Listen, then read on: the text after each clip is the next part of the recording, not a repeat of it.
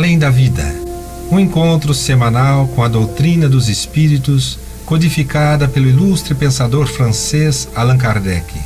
Um momento de meditação, um momento de reflexão, um momento de luz. Além da Vida, uma mensagem de esperança para um novo amanhecer. Todos os domingos, às 8h30 da manhã, aqui, na Rádio Londrina.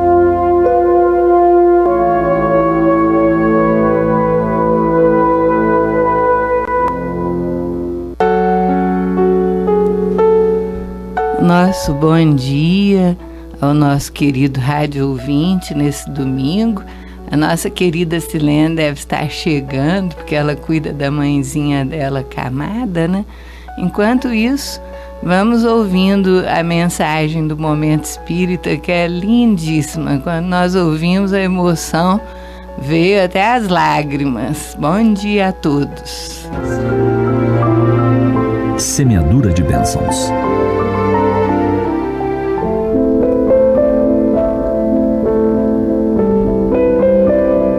Rênia estava grávida e muito preocupada. O marido e o irmão, que morava com eles, estavam desempregados. Ela se perguntava se após a licença maternidade teria ainda o seu emprego, se não seria despedida.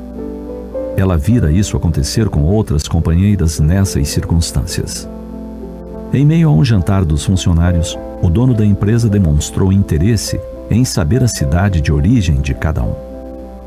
Quando Rênia declinou o nome da sua cidade natal, ele manifestou curiosidade maior, perguntando onde exatamente ela residira naquela cidade. Como se chamavam seus pais, seus avós. A surpresa foi tomando conta de todos quando o emocionado empresário relatou. Há muitos anos viviam na sua cidade 2 eletricistas amigos. Um deles conseguira um bom emprego e ia muito bem. O outro ganhava o suficiente para sobreviver. Um dia, um infarto o levou, deixando esposa e filhos. O amigo soube e foi prestar condolências à família. Percebeu como tudo era velho na casa. O sofá, a mobília escassa, os poucos objetos. Viu a geladeira e as prateleiras vazias.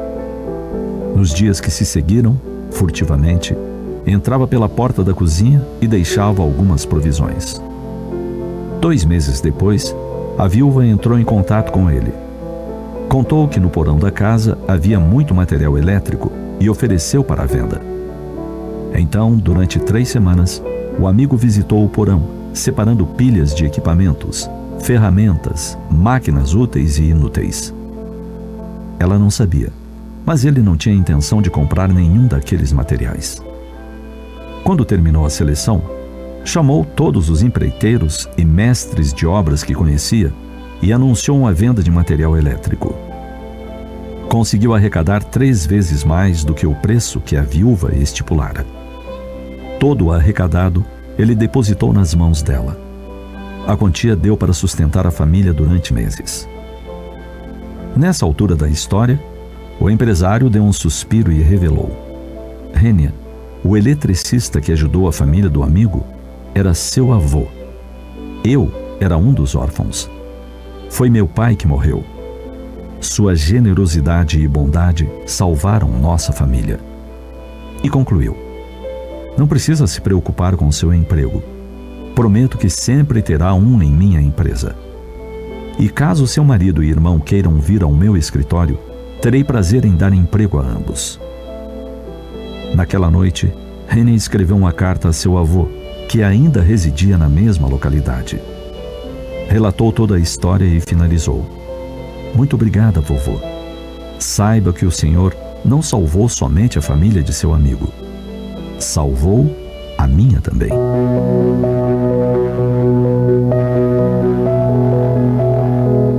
O bem que se faz sempre gera benefícios. Por vezes, nós mesmos colhemos ainda em vida as bênçãos da sua semeadura, das mesmas mãos que beneficiamos.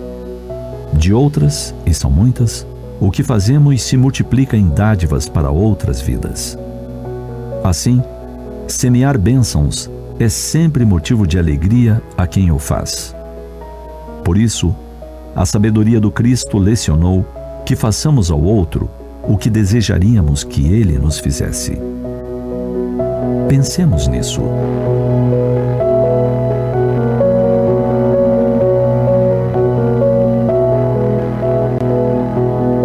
A Federação Espírita do Paraná se dedica à promoção humana há mais de 100 anos.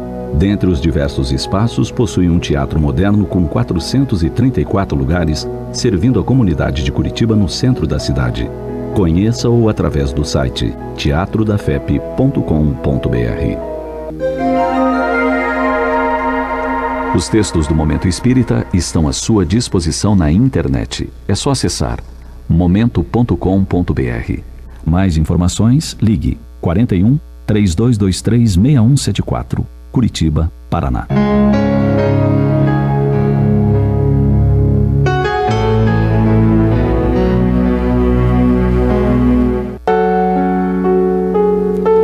Bom dia, prezado ouvinte da Rádio Londrina. Cumprimento a Silene. Quero pedir desculpas porque cheguei minutinhos atrasada por causa da minha mãe.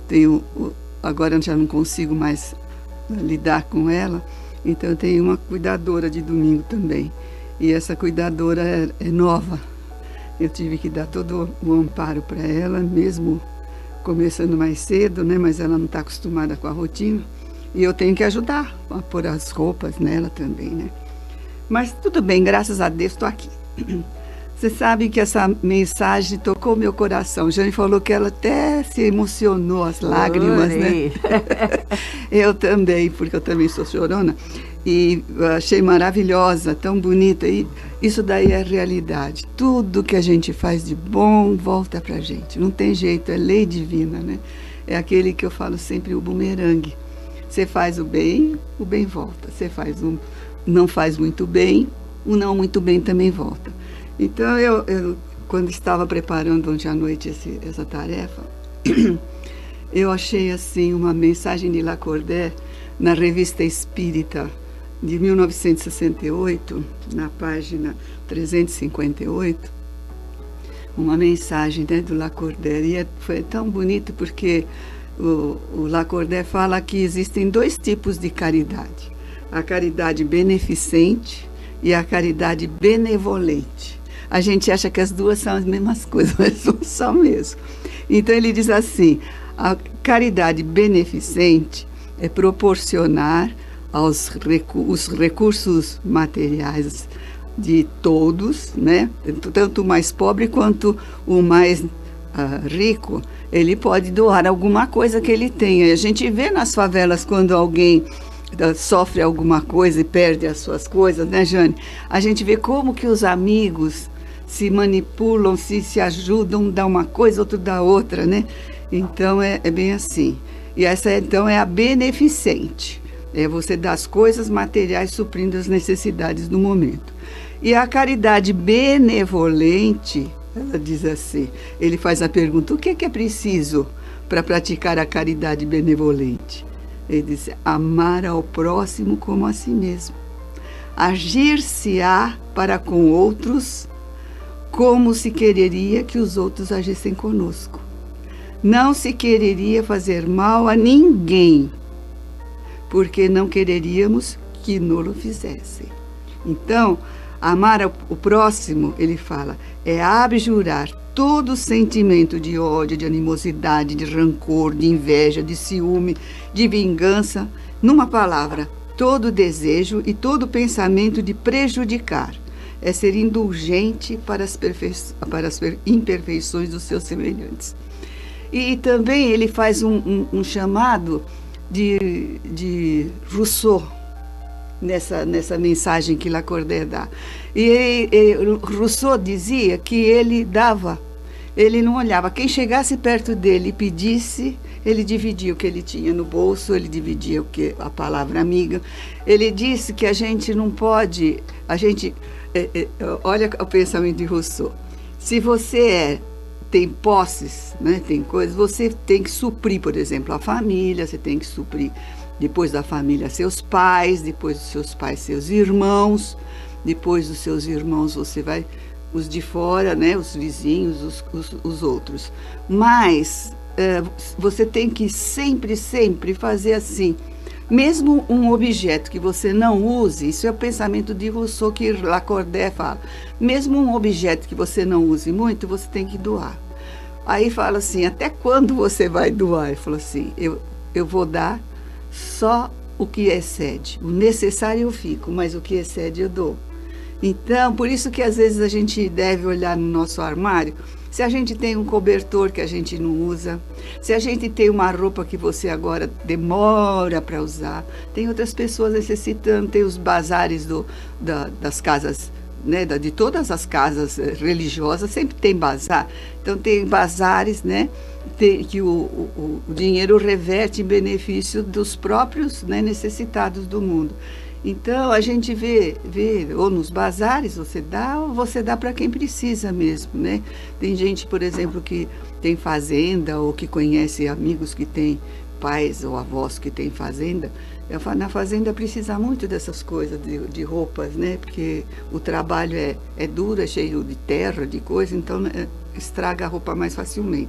Então eu achei tão interessante porque ele diz assim, e quando a pessoa é religiosa e evangelizada, Lacordaire fala que essa visão é de Rousseau, ela fica só com o necessário e dá tudo para os pobres, porque vamos dizer assim, é do ensinamento de Deus, porque nada é nosso, tudo fica aí, a gente não leva nem a roupa do corpo, nem o corpo a gente leva. A alma não precisa de nada disso, e tudo empréstimo de Deus. Às vezes a gente vê, né, as pessoas ficarem doentes, por quê? Porque não pôde trocar alguma coisa que trocava todo ano e agora está mais difícil tudo. Mas é por quê? Porque é aprendizado, a gente não precisa de nada disso, sofrer por isso, né? Ô, Silene, então, dentro do que nós ouvimos, a caridade benevolente todos podem fazer. Sem exceção, porque é só dar de si, não é dar coisas, né? Agora, a caridade beneficente, né? Que é o dar as coisas materiais, graças a Deus as coisas estão melhorando, que a gente vê, tá até na moda o minimalismo, né? Você só ter o necessário. Tem até aquele programinha, não sei se ele ainda está no ar, que a gente assiste pouco, que é o Menos é Demais, né? Que tinha, não sei se você chegou a assistir, não sei. uma jovem senhora que visita as casas onde as pessoas são acumuladoras, que acumulam, eles mandam o pedido de socorro para ela. Por exemplo, tem uma irmã que tem tanta roupa e tanto sapato que o quarto dela foi inteiro ocupado com aquilo. Aí chama a moça, ela vai lá, olha e pede para eles separar o que eles usam, o que eles não usam. No fim das contas, fica caixas e caixas de coisas que não usam. Então ela dá tudo, sabe? Então isso está acontecendo, o minimalismo. As pessoas estão dando mais valor agora para terem menos, usarem o necessário, ajudarem o planeta, socorrerem a Terra. E o tema de hoje é a caridade, a fraternidade, o amor. E nós precisamos nos envolver com isso. As coisas estão melhorando mesmo. Esses dias nós recebemos um vídeo, muitos devem ter assistido, que é até emocionante. Apareceu, acho que no jornal, nós recebemos um vídeo de um menininho de 11 anos lá de Belo Horizonte que pediu socorro para a polícia porque a família estava passando fome. Aí você vê quando a pessoa tem coração bondoso, porque não teve medo da polícia. Nós, uma vez, orientamos a mãe que estava passando medo no filho dela de 3 anos, que se ele ficasse aprontando coisa, ele ia chamar a polícia. Nós falamos assim, escuta, quem tem que ter medo da polícia não é a pessoa de bem. É verdade. Então não ensina assim, não. Aí o menininho, você vê que tinha bom coração na família dele, todo mundo passando fome ali. menino chorando, a mãe chorando, né? Ele telefonou para a polícia. Nós vimos o vídeo, pedindo ajuda. Aí a atendente pegou a idade dele, perguntou quantos irmãos ele tinha. Aí a polícia foi lá averiguar, viu a situação da família, ele mais 5 irmãos e a mãe, todos passando fome ali. Aí daqui a pouco a polícia voltou com os mantimentos e comunicaram que eles iam se cotizar entre eles lá no supermercado para pagar do bolso. Mas aí quando o gerente ficou sabendo, o gerente deu tudo. Então, uma quantidade de alimentos que davam para 7 pessoas durante uns 15 dias. A mãe disse que tinha curso de segurança, curso de bombeiro civil, um monte de curso, mas não tinha como ter emprego, porque ela tinha aqueles filhos e não podia deixar com ninguém. Mas aí puseram o telefone dela, o celular, e quem tivesse interesse poderia ajudar. Provavelmente essa altura já arrumaram até um lugar para esses meninos e emprego para ela, porque o mundo está melhorando, né? Tá mesmo. Você sabe, Jane, o que eu gosto aqui no programa é justamente a gente ter historinhas assim como você colocou aí, que você lembrou que eu também recebi essa mensagem. E a gente pode, vamos dizer assim, entender melhor, né, como a misericórdia divina age na vida de todos nós. Se nós prestarmos atenção, a gente vai ver que a mão divina, a mão de Deus, né, na figura de alguém que a gente conhece, às vezes desconhece, numa palavra amiga que a gente escuta, num exemplo, como nós vimos nesse garoto e nessa história, que não é história, é caso verídico, né, que o Momento.com coloca, e a gente vê que Deus está. Quando a gente pede com fé, quando a gente pede com amor profundamente no nosso coração. Eu tenho aqui no livro O Espírito da Verdade, que são autores diversos, e essa aqui é uma historinha de Meimei, e é psicografia de Chico Xavier. Então esse livrinho foi psicografado, uma parte por Chico, outra parte pelo Valdo Vieira, né, na época que Valdo começou na doutrina. Então, essa historinha da Meimei, ela diz assim, que quando um discípulo, né, um senhor crente, ele se viu aflito, né, ele começou, ele abriu o evangelho e viu assim: estarei convosco até o fim dos séculos. Aí, então, o que ele assim, falou? Uma esperança, né? Começou o quê? A visitar os templos. Então ele visitou os templos procurando o mestre. Aí foi num templo repleto de luzes, né? Faiscantes, onde se venerava a memória de Jesus, de Deus, né? Mas ele não sentiu ali a fé que brilhava entre os cânticos reverentes, as flores devotas. Não encontrou o divino amigo. Então ele foi procurar em outros recintos, vários recintos, né? E sempre ele escutava o reflexo do nome de Deus, de Jesus, mas aquilo não batia no coração dele, ele mesmo não encontrava. Então ele, nessa jornada ele gastou horas exaustivas, né? Atravessou portais, colunas, altares, jardins, procurando, né? E descia então uma noite bem gelada, quando ele escutou gemidos de uma criança doente, abandonada à sarjeta. Ajoelhando-se, asilou-a amorosamente na concha dos próprios braços. Ao levantar os olhos, viu Jesus diante dele e fremente bradou: Mestre, mestre! O excelso benfeitor afagou-lhe a cabeça fatigada, como quem lhe expungia toda a chaga de angústia, e falou compassivo: realmente, filho meu, estarei com todos em toda parte até ao fim dos séculos. No entanto, moro no coração da caridade, em cuja luz tenho encontro marcado com todos os aprendizes do bem eterno. Debalde tentou o discípulo reter o Senhor de encontro ao peito.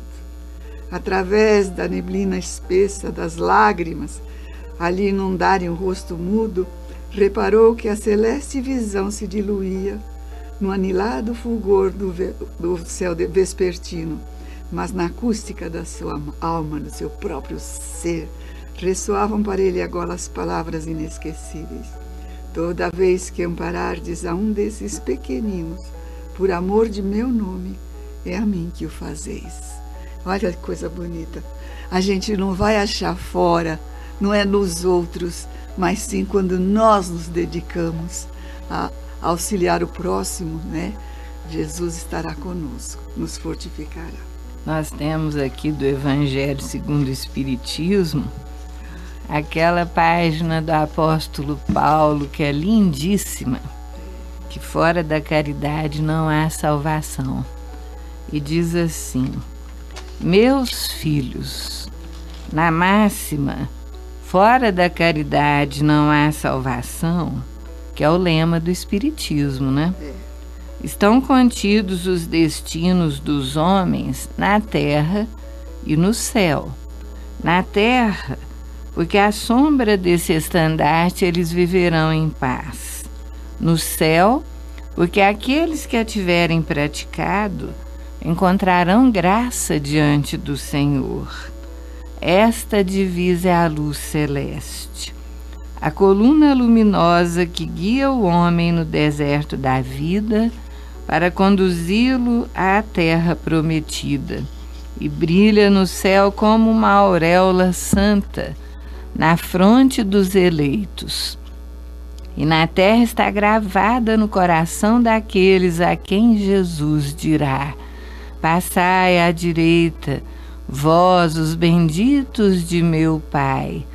Vós os reconhecereis pelo perfume de caridade que espargem ao seu redor. Nada exprime melhor o pensamento de Jesus, nada resume melhor os deveres do homem do que esta máxima de ordem divina. O Espiritismo não podia provar melhor a sua origem do que dando-a por regra, porque ela é o reflexo do mais puro cristianismo. Com um tal guia, o homem não se perderá jamais. Aplicai-vos, pois, meus amigos, em compreender-lhe o sentido profundo e as consequências, e em procurar por vós mesmos todas as suas aplicações. Submetei todas as vossas ações ao controle da caridade, e vossa consciência vos responderá. Não somente ela vos evitará de fazer o mal, mas vos levará a fazer o bem. Porque não basta uma virtude negativa, é preciso uma virtude ativa. Para fazer o bem é preciso sempre a ação da vontade. Para não fazer o mal, basta frequentemente a inércia e a negligência. Meus amigos, agradecei a Deus que vos permitiu pudesseis gozar da luz do Espiritismo, não porque só aqueles que a possuem podem ser salvos, mas porque, ajudando-vos a melhor compreender os ensinamentos do Cristo, ela vos faz melhores cristãos. Fazei, pois, que em vos vendo possa-se dizer que o verdadeiro espírita e o verdadeiro cristão são uma só e a mesma coisa, porque todos aqueles que praticam a caridade são os discípulos de Jesus, qualquer que seja o culto a que pertençam. De Paulo, o apóstolo. Maravilhosa, né? Maravilhosa. Estava vendo aqui no livrinho de Neio Lúcio a parábola relembrada. É tão bonitinho, porque Neio Lúcio era um espírito, eu não sei se ele estava encarnado, acho, quando Jesus estava lá, né? Eu sei que ele escreveu através do Chico Xavier as histórias que Jesus contava na casa de Pedro. E o Senhor foi interpelado pelos apóstolos sobre a parábola do bom samaritano, né? e eles pediram que ele pudesse explicar para eles melhor essa parábola. Então ele contou a parábola, né, do bom samaritano de uma forma diferente, e é tão bonitinha porque ele diz assim: um homem enfermo jazia no chão, em esgares de sofrimento às portas de grande cidade, assistido por pequena massa popular menos esclarecida e indiferente. As pessoas fazem assim, né? Quando acontece alguma coisa, em vez de você ajudar, você fica ali parado, espiando, vendo o que vai acontecer, o que o outro vai fazer, né? E a gente fica, às vezes, inerte. Passou por ali um moço romano de coração generoso, em seu carro apressado, e atirou-lhe 2 moedas de prata que um rapazelho de maus costumes subtraiu às ocultas. Logo após, transitou pelo mesmo local um venerando escriba da lei que, alegando serviços prementes, prometeu enviar autoridades em benefício do mendigo anônimo. Quase de imediato, desfilou por ali um sacerdote que lançou ao viajante desamparado um gesto de bênçãos e, afirmando que o culto do Supremo Senhor esperava por ele, exortou o povo a asilar o doente e alimentá-lo. Depois dele surgiu de relance respeitável senhora, a quem o pobre se dirigiu em comovedora súplica. Todavia a nobre matrona, lastimando as dificuldades da sua condição de mulher, invocou o cavalheirismo masculino para aliviá-lo como se fazia imprescindível. Minutos após, um grande juiz varou o mesmo trecho da via pública, asseverando que nomearia testemunhas a fim de saber se o mísero não seria algum viciado vulgar, afastando-se rápido, sob o pretexto de que a oportunidade lhe não era favorável. Decorridos mais alguns instantes, veio à cena um mercador de bolsa, que, condoído, asseverou a sua carência de tempo e deu 20 moedas a um homem que lhe pareceu simpático, a fim de que o problema de assistência fosse resolvido. Mas o preposto improvisado era um malfeitor evadido do cárcere e fugiu com o dinheiro sem prestar o socorro prometido. O doente tremia e suava de dor, rojado ao pó, quando surgiu ali um velho publicano considerado de má vida por não adorar o Senhor, segundo as regras dos fariseus. Com espanto de todos, aproximou-se do infeliz, endereçou-lhe palavras de encorajamento e carinho, deu-lhe o braço, levantou-o e, sustentando com as próprias energias, conduziu-o a uma estalagem de confiança, fornecendo-lhe medicação adequada e dividindo com ele o reduzido dinheiro que trazia consigo. Em seguida, retomou a sua jornada, seguindo tranquilamente o seu caminho. Depois de interromper-se ligeiramente, o mestre perguntou ao discípulo: em tua opinião, quem exerceu a caridade legítima? Ah, sem dúvida, exclamou Tadeu bem-humorado. Embora aparentemente desprezível, foi o publicano, porquanto, além de dar o dinheiro e a palavra, deu também o sentimento, o tempo, o braço, o estímulo fraterno, utilizando para isso as próprias forças. Jesus, complacente, fitou o aprendiz os olhos penetrantes e rematou: então, faze tu o mesmo. A caridade por substitutos indiscutivelmente é honrosa e louvável, mas o bem que praticamos em sentido direto, dando de nós mesmos, é sempre o maior e o mais seguro de todos. Bonito, né? É. Nós temos aqui o livro Luz do Mundo, psicografado pelo Divaldo, da Amélia Rodrigues. E tem uma historinha, né? Todos nós conhecemos, quando os discípulos ficavam indagando quem dentre eles era o maior, eles estavam caminhando juntos e discutindo isso entre eles. E Jesus, um pouco à frente, né? Até meio tristinho, porque eles não tinham entendido direito ainda que o maior seria aquele que mais ama, aquele que mais serve. Então, eles conversando sobre isso, Jesus já sabia de antemão, mas ele perguntou: o que é que vocês vinham discutindo pelo caminho? Aí ele comentou assim: vocês queriam saber quem é o maior no reino dos céus. Eu digo, aquele que se fizer o menor. Então ele falou assim, achamos tão bonito isso. O responsável do grupo é o servidor de todos, que era ele próprio, né? O comandante é o colaborador do grupo.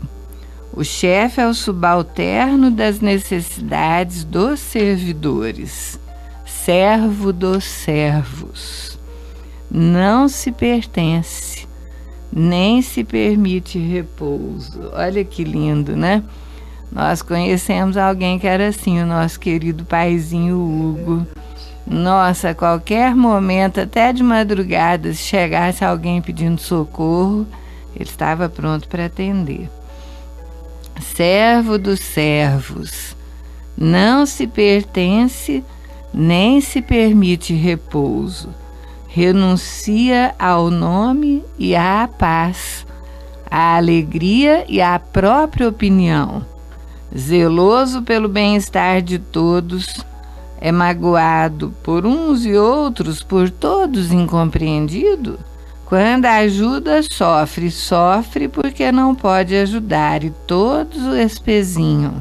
Ferem-no e buscam-no, traem-no e sorriem para ele, servo de todos. O maior se apaga servindo. Apontado, ninguém crê nele, subestimam-no, não merece consideração, e assim paira naturalmente inatingido, sereno no dever íntimo, respeitado por si mesmo, o dentre todos. Olha que lindo, né? Lindo, lindo, lindo. Na Revista Espírita também, de 1868, Kardec coloca que a caridade é a alma do Espiritismo. Olha que bonito. A caridade é a alma do Espiritismo. A gente tem uma mensagem no livro O Evangelho segundo o Espiritismo, no capítulo 13, Jane, acho que você poderia ver isso. Deixa eu ver, peraí. Aqui chama 13? Da Caritas, do Espírito Caritas, que mostra como Jesus contava as histórias. Deixa eu achar aqui, peraí. Capítulo 12. No capítulo 13, Fora da Caridade não há salvação, tem uma mensagem de Caritas. 14. Peraí, de Caritas. Aqui tem várias, né? Qual que você quer? Aquela aqui da aquela senhora. Que fala, chama-me caridade? Naquela que fala que daquela senhora que desce a mansarda. Peraí. É tão linda. Acho que é uma das primeiras.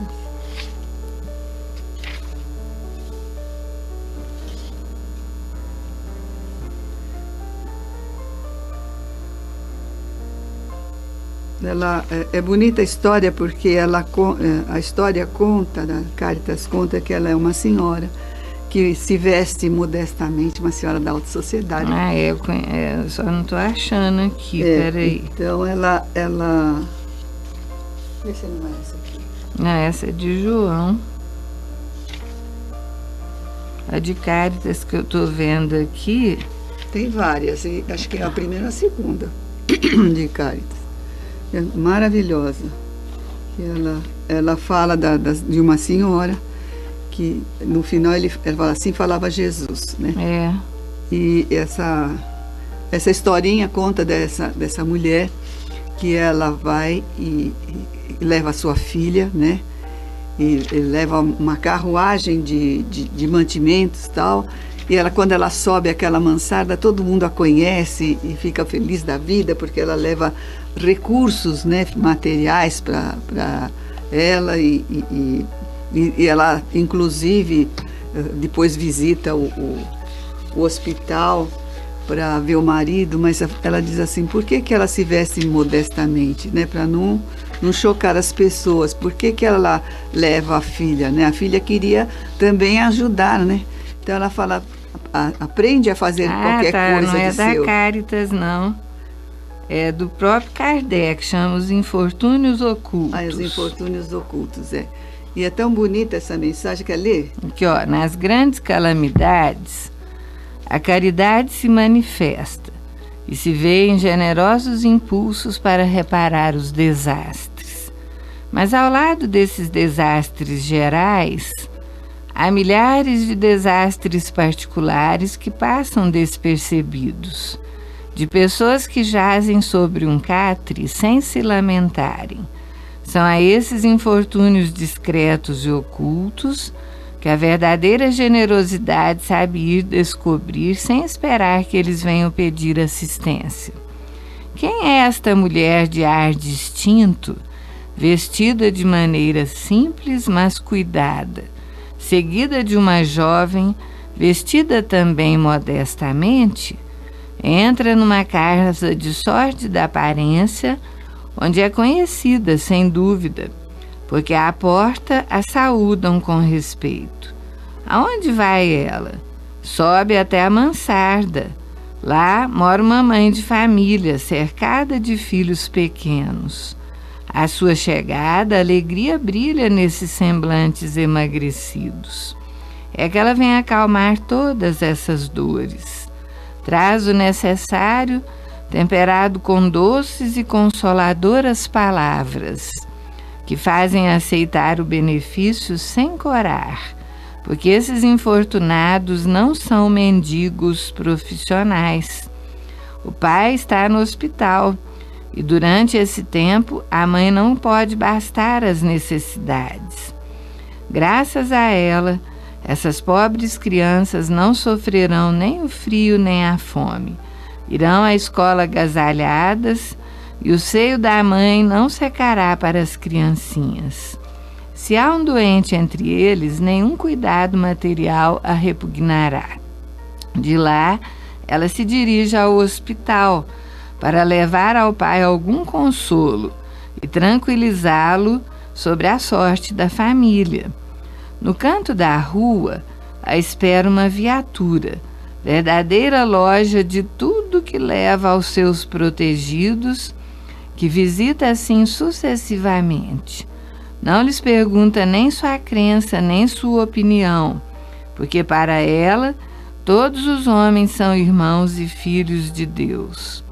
Terminada a excursão, ela se diz: comecei bem o meu dia. Qual é o seu nome?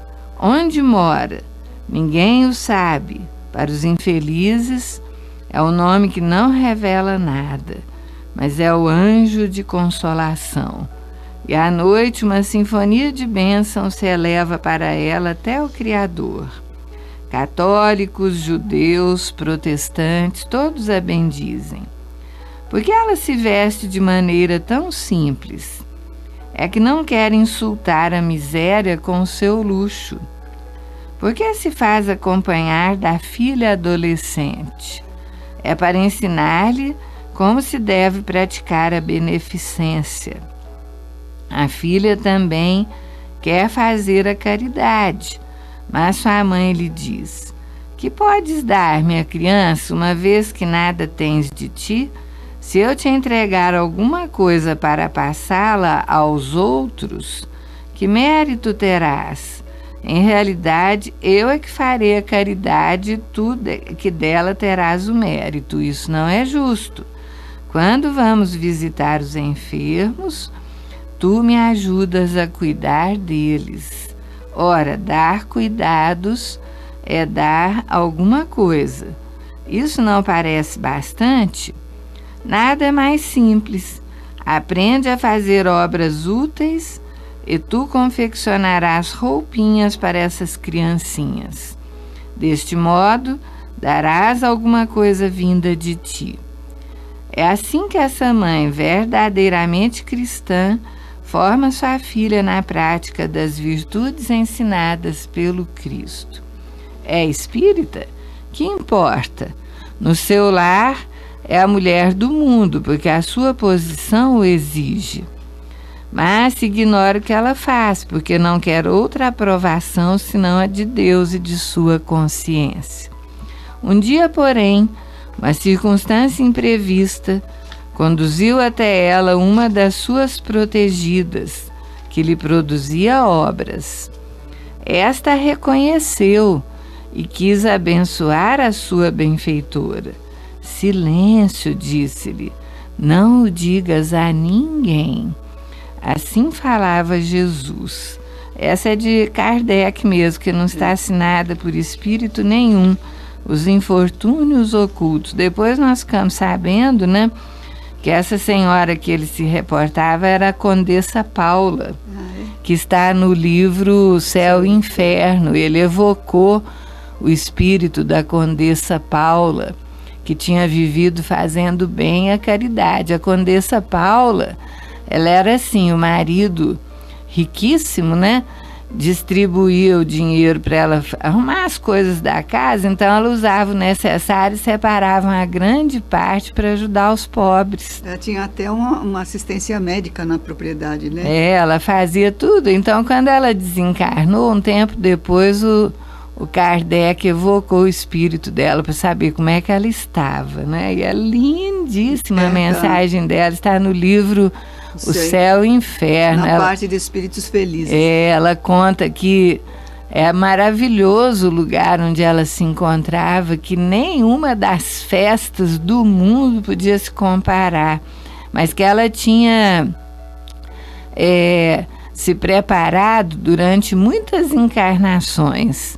Ela tinha passado por todas as experiências, ela tinha passado pela prova da miséria, ela tinha passado por todas as provas, ela deixou da riqueza por último, quando ela achou que estava preparada para passar pela riqueza. E foi a última encarnação dela aqui na Terra. A gente também tem no livro O Espírito da Verdade, uma página de Irmão X, também psicografia do Chico, que é denominada a história de um pão. E é interessante porque, veja só, nada se perde na vida, né? Quando a gente faz alguma coisa de bem. A história de um pão, ele diz assim, Irmão X que coloca: quando Barsabás, o tirano, desmandou o reino da morte, buscou debalde reintegrar-se no grande palácio que lhe servira de residência. A viúva, alegando infinita mágoa, desfizera-se da moradia vendendo-lhe os adornos. Viu ele então baixelas, candelabros, telas e jarrões, tapetes, perfumes, joias, relíquias, sob o martelo do leiloeiro, enquanto os filhos querelavam no tribunal, disputando a melhor parte da herança. Ninguém lhe lembrava o nome, desde que não fosse para reclamar o ouro, a prata, que doara a mordomos distintos. E porque na memória de semelhantes amigos ele não passava agora de sombra, tentou o interesse afetivo de companheiros outros da infância. Todavia, entre estes, encontrou simplesmente a recordação dos próprios atos de malquerência e de usura. Barsabás entregou-se às lágrimas de tal modo que a sombra lhe embargou por fim a visão, arrojando-o nas trevas. Vagueou por muito tempo no nevoeiro entre vozes acusadoras, até que um dia aprendeu pedir na oração. E como se a rogativa lhe servisse de bússola, embora caminhasse às escuras, eis que de súbito se lhe extingue a cegueira e ele vê diante dos seus passos um santuário sublime, faiscante de luzes. Milhões de estrelas e pétalas fulgurantes povoavam-no em todas as direções.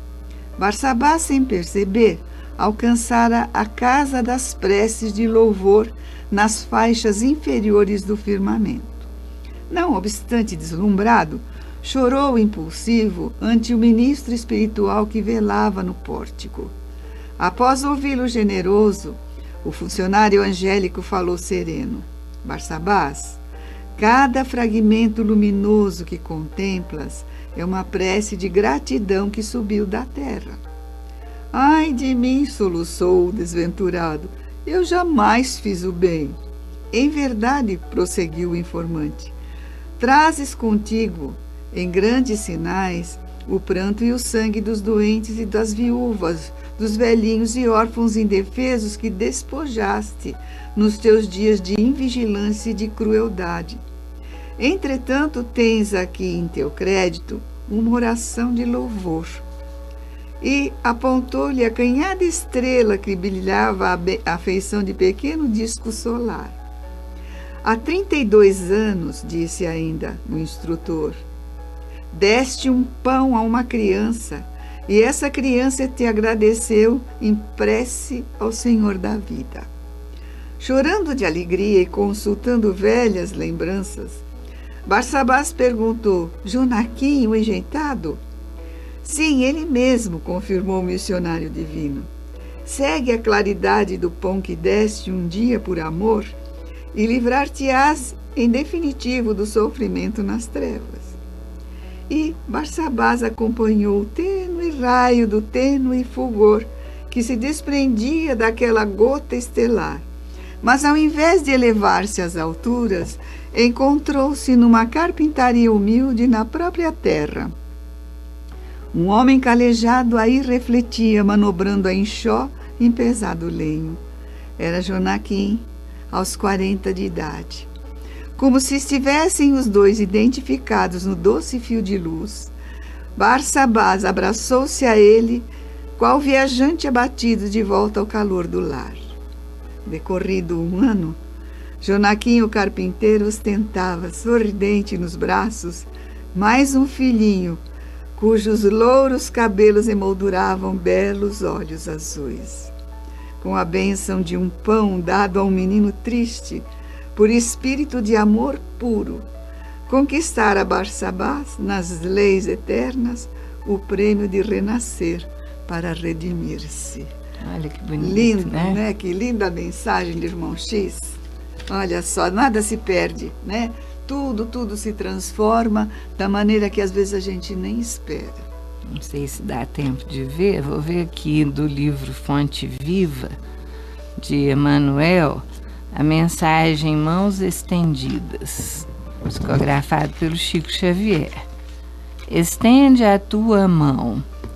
E ele a estendeu e foi-lhe restituída a sua mão, sã como a outra. Marcos capítulo 3, versículo 5. E o comentário de Emmanuel. Em todas as casas de fé religiosa, há crentes de mãos estendidas suplicando socorro. Almas aflitas revelam ansiedade, fraqueza, desesperança e enfermidades do coração. Não seremos todos nós, encarnados e desencarnados, que algo rogamos à providência divina, semelhantes ao homem que trazia a mão seca? Presos ao labirinto criado por nós mesmos, eis-nos a reclamar o auxílio do Divino Mestre. Entretanto, convém ponderar a nossa atitude. É justo pedir, e ninguém poderá cercear quaisquer manifestações da humildade, do arrependimento, da intercessão. Mas é indispensável examinar o modo de receber. Muita gente aguarda a resposta materializada de Jesus. Esse espera o dinheiro, aquele conta com a evidência social de improviso, aquele outro exige a imediata transformação das circunstâncias no caminho terrestre. Observemos, todavia, o socorro do Mestre ao paralítico. Desculpa. Jesus determina que ele estenda a mão mirrada, e estendida essa não lhe confere bolsas de ouro nem fichas de privilégio. Cura, devolve-lhe a oportunidade de serviço. A mão recuperada naquele instante permanece tão vazia quanto antes. É que o Cristo restituía-lhe o ensejo bendito de trabalhar, conquistando sagradas realizações por si mesmo. Recambiava-o às lides redentoras do bem, nas quais lhe cabia edificar-se e engrandecer-se.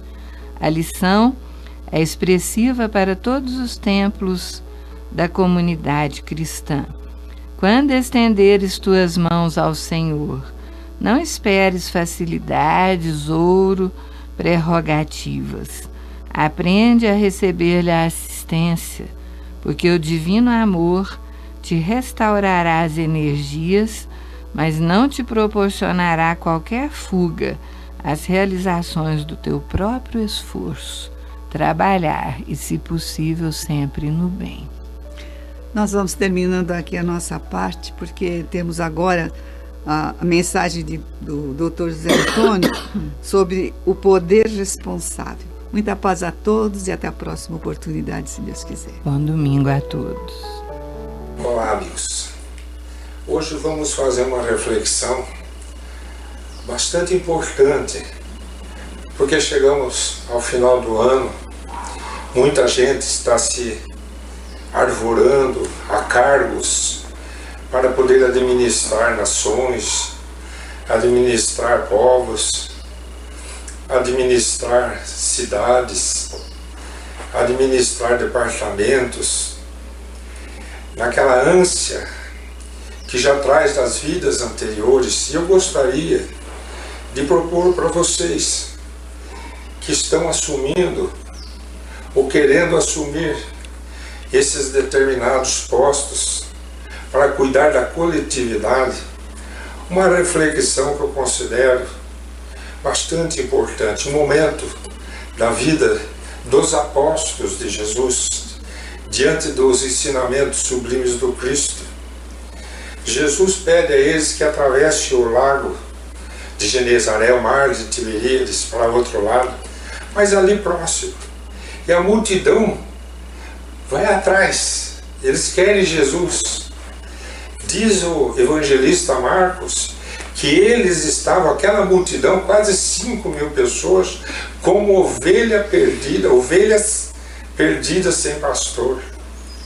E Jesus sobe uma saliência um pouco maior, um monte um pouco mais elevado, olha para aquela multidão e diz o evangelista que Jesus sentiu compaixão daquela multidão e começou a pregar o evangelho, falar do seu evangelho, e foi oferecendo àquela multidão o que ela mais necessitava, o pão da vida, porque ele era o pão da vida.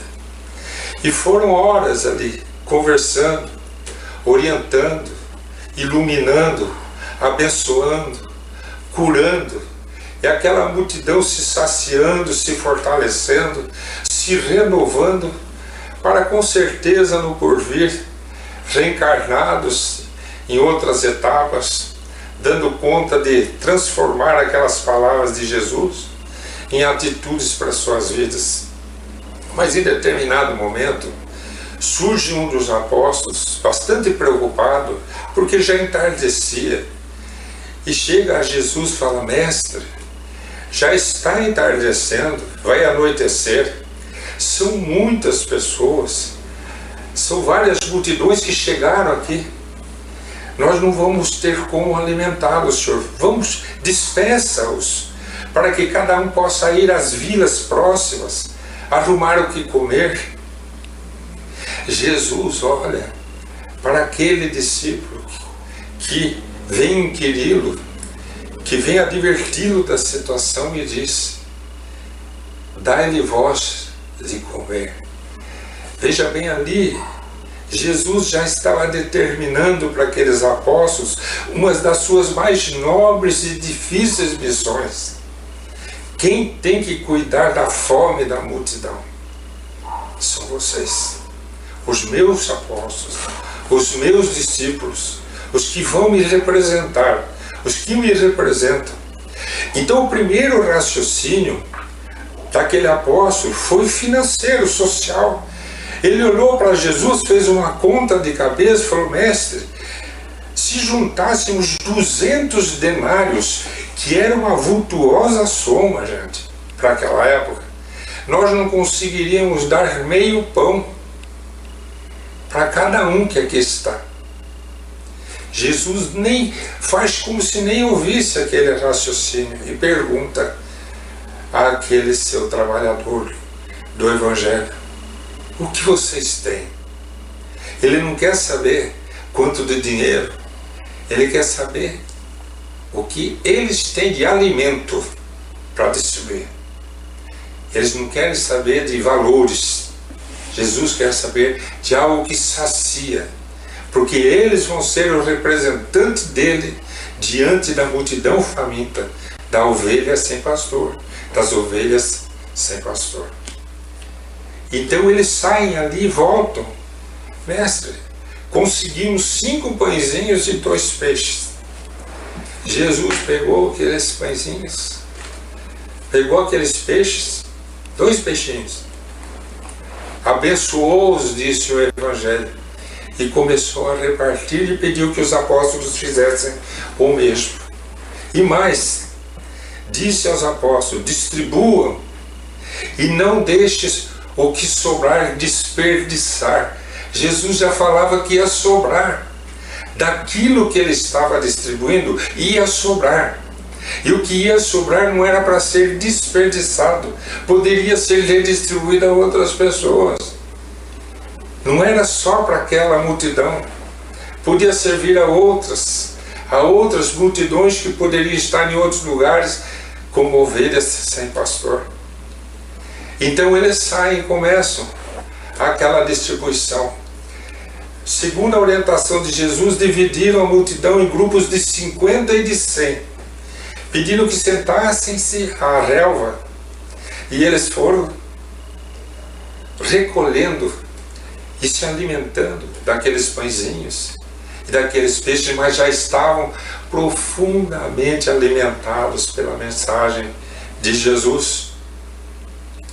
E ali naquele momento, diz Marcos, no seu Evangelho, capítulo 7, ele diz assim: tudo que sobrou, deu mais 12 cestos. 12 cestos sobraram. E Jesus já tinha advertido que iria sobrar. Hoje, nós queremos trabalhar para as multidões. Em nome de quem? A pergunta é: em nome de Jesus? Em nome de Deus? Porque se não for para Deus ou para Jesus que estivermos trabalhando na terra, será para nós mesmos. Se for para nós mesmos, é egoísmo. Deus não estará conosco, suas leis não estarão conosco, as bênçãos de Jesus repartindo o pão não estará conosco. Mas se nós estivermos ansiosos por trabalhar pelas multidões, pela comunidade, pela sociedade que sofre, que padece, se nós queremos trabalhar pela humanidade, em nome da fraternidade, nós estaremos trabalhando como um apóstolo de Jesus, mesmo que não conheçamos Jesus, mesmo que não creiamos em Jesus, porque aqueles que servimos ao povo em nome do bem do povo, em nome do bem do ser humano, em nome do amor, nós estamos trabalhando para as leis divinas, pelo amor do Pai para com seus filhos. Nós estaremos trabalhando pelo amor de Jesus para com a humanidade, pela sua imensa compaixão. Então, do que Jesus precisa? Daquilo que nós temos para oferecer. Que tendes? Aí Emmanuel registra no livro Fonte Viva, através da mediunidade de Chico, exatamente essa questão, para refletir sobre esse ensinamento dessa passagem. Que tendes? Quantos pães tendes? Jesus queria saber como vocês vão saciar uma multidão. Vocês têm que ter algo para oferecer. Então, o que vocês têm para oferecer? Se nós nos arrojamos a ser os instrumentos de alguém para servirmos a uma comunidade, o que nós temos para oferecer. Porque se nós estamos indo para retirar da comunidade algo para nós, não conte com as leis de Deus. Não vamos contar com as leis de Deus. Mas se nós formos para doarmos algo de nós para a humanidade, nós teremos Deus a nosso favor. Jesus nos abençoando. E os pães serão multiplicados. E vamos cuidar para que a sobra também seja dividida. Esse é o ensinamento que eu queria deixar na reflexão de hoje para todos nós que estamos aqui nesse instante, terminando o nosso ano, pensando em que nós temos feito de nossa vida por nós, por nossa família, por nossa comunidade, se estamos fazendo conforme aquilo que Jesus espera de nós. Deus nos abençoe. Além da vida, um encontro semanal com a doutrina dos espíritos, codificada pelo ilustre pensador francês Allan Kardec. Um momento de meditação, um momento de reflexão, um momento de luz. Além da vida, uma mensagem de esperança para um novo amanhecer. Todos os domingos, às 8h30 da manhã, aqui, na Rádio Londrina.